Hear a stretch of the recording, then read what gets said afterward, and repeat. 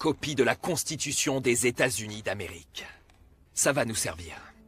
C'est sans aucun doute le document le plus important de l'histoire de notre grande nation.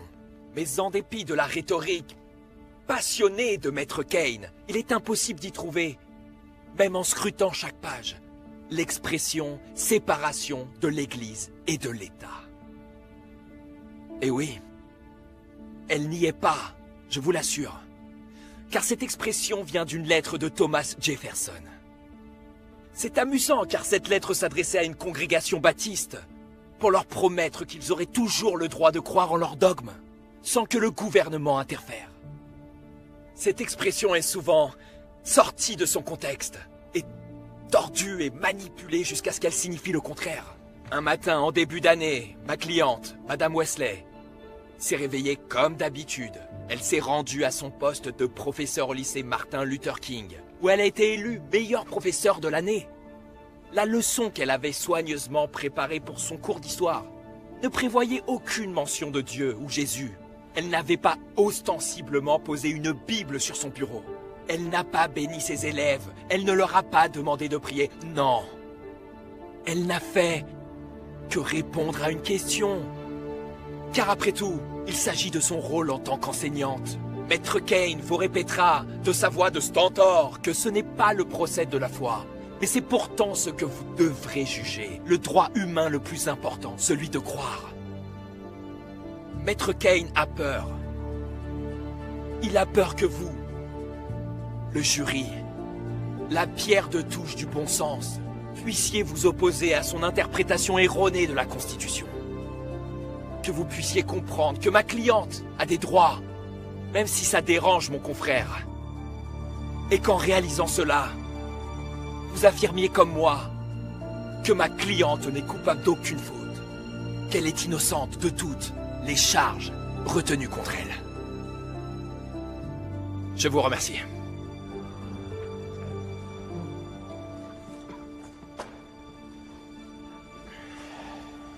Default, grand choix de tacos. Et ça devient une affaire d'État juste parce que j'ai posé une question. Pourquoi tes parents font ça? Pour que je puisse facilement entrer à Stanford. C'est ça le rêve de ma mère. Et mon père attend une compensation. Ton avis n'intéresse personne? Non. Alors, vous allez pouvoir l'aider? Je ne sais pas. J'aimerais au moins m'entretenir avec elle. Je pourrais faire connaître son histoire. Cool, parce que tout le monde me dit de ne pas m'en mêler.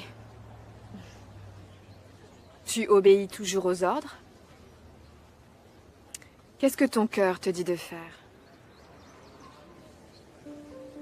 Monsieur Tolley, qu'avez-vous ressenti en découvrant que votre fille avait été exposée à un enseignement religieux à l'école? Je me suis senti agressé. C'était censé être un cours d'histoire, pas de catéchisme.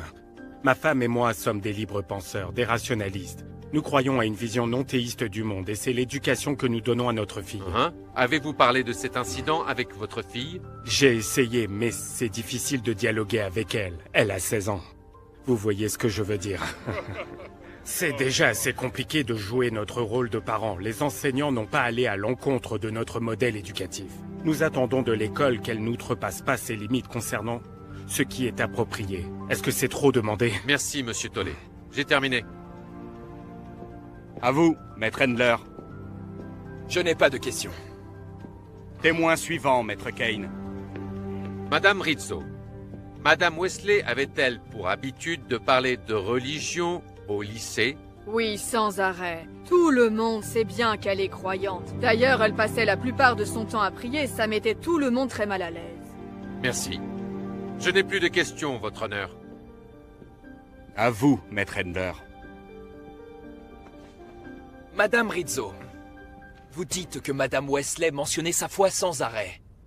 Pourriez-vous, s'il vous plaît, nous donner un exemple précis?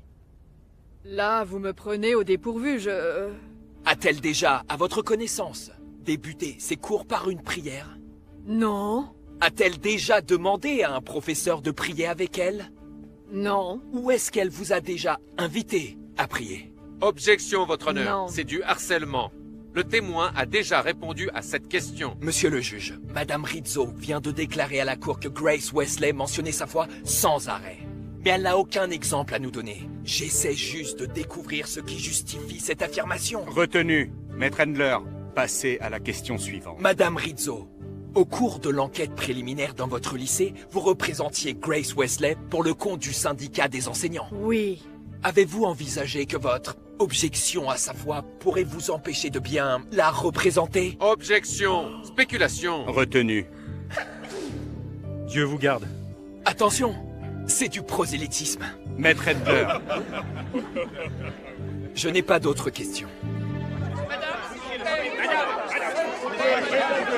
Quand ces fanatiques religieux vont-ils réaliser que ce n'est pas seulement irrespectueux de leur part de vouloir imposer leurs croyances, mais que dans cette affaire, c'est complètement illégal? Cette femme, cette fondamentaliste, a totalement abusé de sa position d'enseignante pour farcir la tête de nos enfants de sottises. À mon avis, les extrémistes religieux dont il faut avoir peur sont les fondamentalistes chrétiens. Si nous unissions nos forces pour montrer à Madame Wesley ce que nous pensons de son prosélytisme, Madame la principale, quelle a été la décision prise à l'encontre de Madame Wesley? Eh bien, Grace a été suspendue en attendant le résultat de son procès. N'est-il pas plutôt inhabituel de laisser des tiers décider du licenciement d'une enseignante? Nous avons simplement décidé d'accepter la décision de la Cour, quelle qu'elle soit. Je n'ai plus de questions. à vous, Maître Handler. Madame Kinney, auriez-vous l'amabilité de dire à la cour le nom complet de votre lycée? Lycée du docteur Martin Luther King, c'est son nom complet. Je remarque que le nom du lycée ne mentionne pas son titre de référent. Pourquoi? C'est son implication dans la lutte pour les droits civiques que nous préférons souligner. Voilà qui est intéressant. D'après vous, sa foi et son engagement seraient deux choses différentes. J'en doute. Il serait de mon avis. Objection, votre honneur. C'est de la pure spéculation. Retenu. Je demande au jury d'ignorer la dernière remarque de Maître Handler.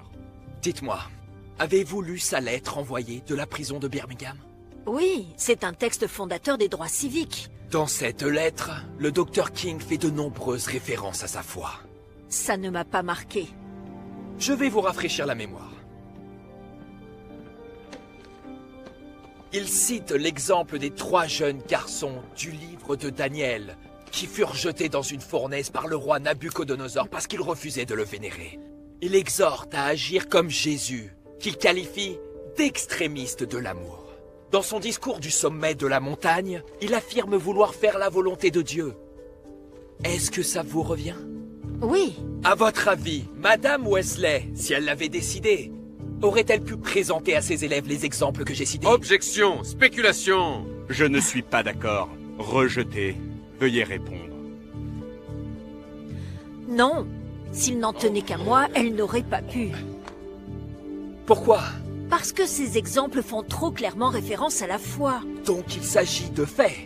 Pourtant ces faits sont trop dangereux pour en parler. Je dirais qu'ils sont sujets à controverse. Pourtant ce sont bien des faits. Admettez qu'il n'y a pas de controverse dans 2 plus 2 égale 4, ou E égale MC2, ou 3 fois 4 égale 12. Alors, en quoi est ce sujet à controverse? Je pense que le fait que nous soyons ici l'exprime clairement. Merci de votre franchise. Une dernière question. Dans vos directives de début de semestre, vos notes aux enseignants encourageaient la tolérance et l'ouverture. C'est exact? Oui, Est-il juste de dire que, à part la foi chrétienne, toutes les formes de diversité sont bienvenues? Objection, votre honneur. Je retire ma question. Maître Handler, vous avez tendance à faire des commentaires totalement hors de propos. Je vous conseille fortement d'éviter de continuer à provoquer la cour. Toutes mes excuses, votre honneur. Je vous promets d'être plus prudent. Je peux, votre honneur? Madame Kinney, j'ai cru comprendre que vous aviez accompagné Madame Wesley à son église, il n'y a pas longtemps. C'est exact? oui, c'est exact. Pour une cérémonie honorant plusieurs élèves de notre lycée qui sont membres de cette église. Et qui vous avez invité à cette cérémonie? Grace Wesley. Je vois. Et où vous trouviez-vous quand elle vous a invité? Dans mon bureau. Donc c'est au lycée. Oui, Pendant les heures de travail? oui. Merci. Une dernière chose. Est-il vrai que Madame Wesley accepte des dons pour un organisme caritatif chrétien, le Convoi de l'Espoir, dans sa salle de classe? Oui, c'est vrai. Je vous remercie. Je n'ai pas d'autres questions, Votre Honneur. Vous pouvez partir, Madame Kinney. L'audience est levée.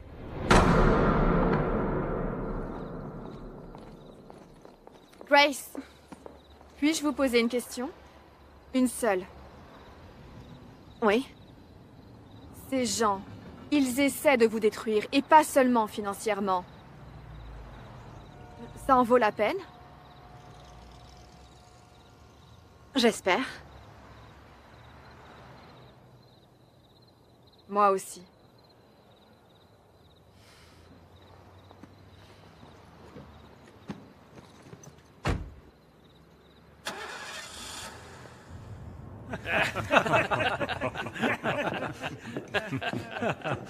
Très drôle. Le mariage du poisson et du fromage, David, ce sandwich est un délice. Ah oui, délicieux. C'est du provolone. Je l'ai conseillé au chef. Ça fait ressortir le goût du poisson. Je vous connais. C'est vous qui louez les voitures. Ah oui. Oui. Oui, ce boulot n'était pas trop fait pour moi. Le face-à-face avec les clients, c'est pas mon truc. Donc maintenant, vous êtes devenu serveur? C'est ici que je fais mes représentations. Le matin, je sers des croissants et le soir, je sers du Tchekhov. Ah. Les gars, désolé pour cette voiture récalcitrante. C'est pas grave. J'ai acheté une voiture. C'est une Prius. Jamais en panne. Ah.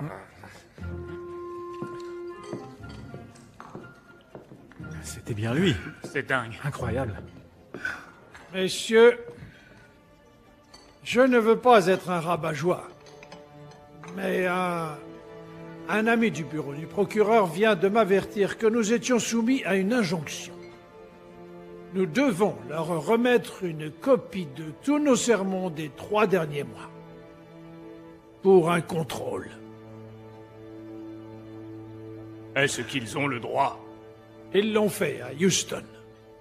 Alors maintenant, le gouvernement peut décider de quoi doivent traiter nos sermons? Ne nous emballons pas. Je suis sûr qu'ils ne sont pas mal intentionnés. Malheureusement, j'ai peur que ce ne soit que le début. À force de faire le dos rond, nous finissons par en payer le prix.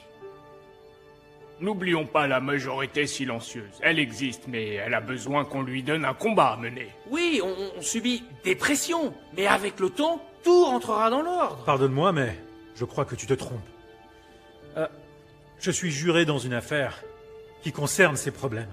Bien sûr, je ne peux pas en parler, mais je peux vous dire que ça m'a fait comprendre que si on restait les bras croisés, la pression que nous ressentons se transformera en persécution. Qu'est-ce qui te fait croire ça? L'atmosphère, la cruauté de nos opposants. Le message des évangiles fait de nous des obstacles pour beaucoup de gens puissants. Et notre résistance à changer ce message, parce que ce n'est pas notre rôle, nous vaut des ennemis. Qu'on le reconnaisse ou pas, on est en guerre. La guerre d'Éphésiens 6. Pas contre la chair et le sang, mais contre les dominations, contre les esprits malveillants dans les lieux célestes. Et si nous persistons à nier l'évidence, alors on va tout perdre.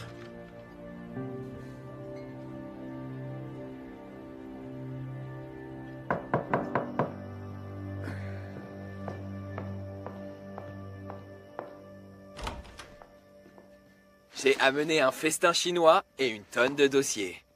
Passons à table. Vous êtes un génie. Et Walter ne nous rejoint pas? Oh non, il est dans sa chambre. Pourquoi? Il a peur de nous déranger, donc vous imaginez à quoi ressemble ma vie sociale. Pas de souci, je ne dirai rien. Secret professionnel oblige. Alors, c'était un rêve de gosse? D'être avocat? Non, je voulais être Batman. Et vous alors? Vos parents vous destinaient au couvent? En fait, je n'ai jamais prié étant enfant. Je n'ai pas été élevée dans la religion. Comment êtes-vous devenue croyante? Un soir, je rentrais de cours, dans la nuit. À l'époque, j'avais beaucoup de problèmes. Et quand j'ai tourné, j'ai vu cette église devant moi. Devant, il y avait un panneau et j'ai stoppé net. Ce panneau, il disait « À votre avis, qui suis-je » Et en le lisant, j'ai entendu la voix du Seigneur.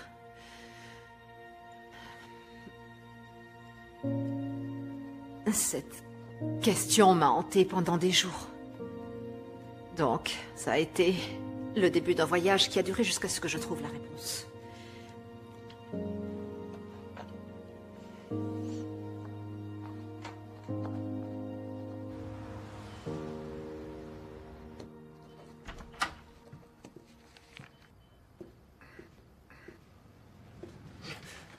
Papa, qu'est-ce que tu fais ici? Tu as jeté l'opprobre sur notre famille. Tu crois avoir choisi la voie de la raison. Mais ce sont des idioties.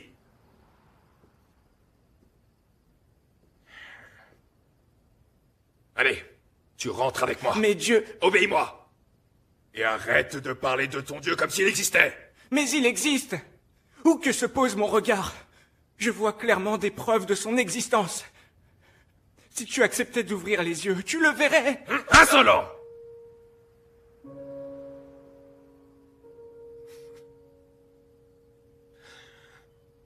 Moi, tout ce que je vois, c'est un garçon trop crédule, qui semble avoir oublié tous les sacrifices qui ont été faits pour lui. J'ai fait ce que j'avais à faire. Dieu s'est adressé à moi. J'ai entendu sa parole. Tu désobéis à ton père? Tu es prêt à renier ta famille qui t'a tout sacrifié? Papa, je le ferai.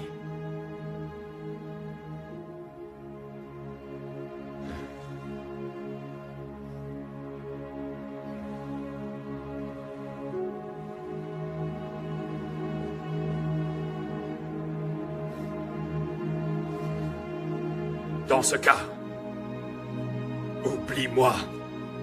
Tu n'es plus mon fils. Papa!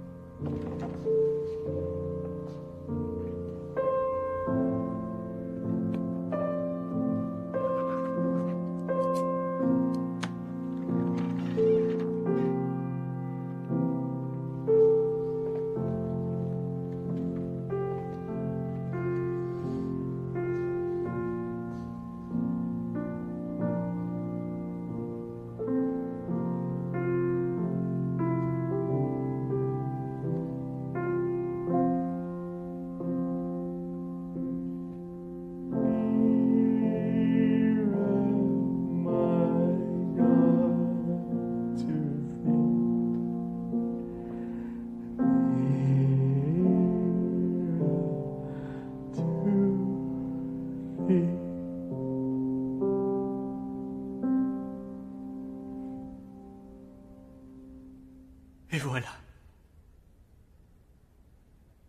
C'était magnifique.